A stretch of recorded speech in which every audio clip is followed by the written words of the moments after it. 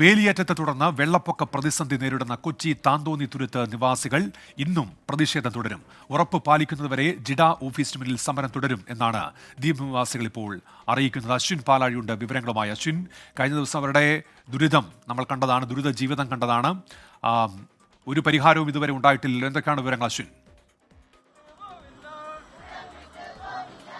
ഉമേഷ്, കഴിഞ്ഞ 12 വർഷമായി താന്തോണിത്തുരുത്ത് ദ്വീപിലെ നിവാസികൾ അനുഭവിക്കുന്ന ദുരിതം ഇപ്പോഴും തുടരുകയാണ്. ഇന്നലെ പുലർച്ചെ 3 മണിയോടുകൂടിയാണ് എറണാകുളം കൊച്ചി നഗരഹൃദയത്തിലുള്ള ഗോശ്രീ ഐലൻഡ് ഡെവലപ്മെന്റ് അതോറിറ്റിയുടെ ആസ്ഥാനത്തേക്ക് ഇവർ അഭയം പ്രാപിക്കുന്നത്. വീടുകളിൽ അത്രത്തോളം വെള്ളം ഇന്നലെ വേലിയേറ്റ സമയത്ത് കയറിയിരുന്നു. ഇന്നലെ എത്തിയ ആളുകൾ ഇന്നും ഇവിടെ തുടരുകയാണ്.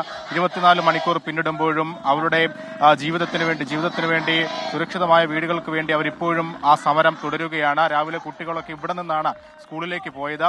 ഔട്ടർ ബണ്ട് ഉടൻ പണിയുക എന്നുള്ളതാണ് ഇവരുടെ ആവശ്യം. കളക്ടർ ഉൾപ്പെടെ ഇക്കാര്യങ്ങളിൽ പല ഉറപ്പുകളും കഴിഞ്ഞ കുറെ മാസങ്ങളായി നൽകിയെങ്കിലും അതൊന്നും പാലിക്കപ്പെട്ടില്ല. ഇന്നലെ മന്ത്രി പി രാജീവിന്റെ ഇടപെടലൊക്കെ ഇതിലുണ്ടായിരുന്നു. അതിലും കൃത്യമായൊരു ഉറപ്പ് ലഭിക്കാതെ മുന്നോട്ട് പോകാനാവില്ല എന്നുള്ളതാണ് ഇവർ പറയുന്നത്. ഇനി എന്താണ് നിങ്ങളുടെ ആവശ്യം?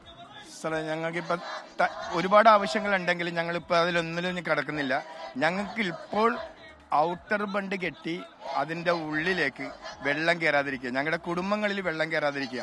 കുടുംബങ്ങളിൽ വെള്ളം കയറാതെ അവിടെ ഒരു ഭിത്തി പണിഞ്ഞു കഴിഞ്ഞാൽ അതിൽ നിന്നൊരു ശാശ്വതമായ പരിഹാരമാകും. ഇന്നും കയറിയിട്ടുണ്ട്. ഞങ്ങളിപ്പോൾ ഒരു ടീമിനെ അവിടെ കൊണ്ട് ഒരു പാർട്ടി അവിടെ പോയതാണ്.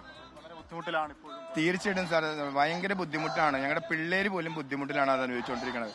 അതുകൂടാതെ തന്നെ 2-3 കാര്യങ്ങളും ഉണ്ട് സാറേ പറയാനായിട്ടൊരു.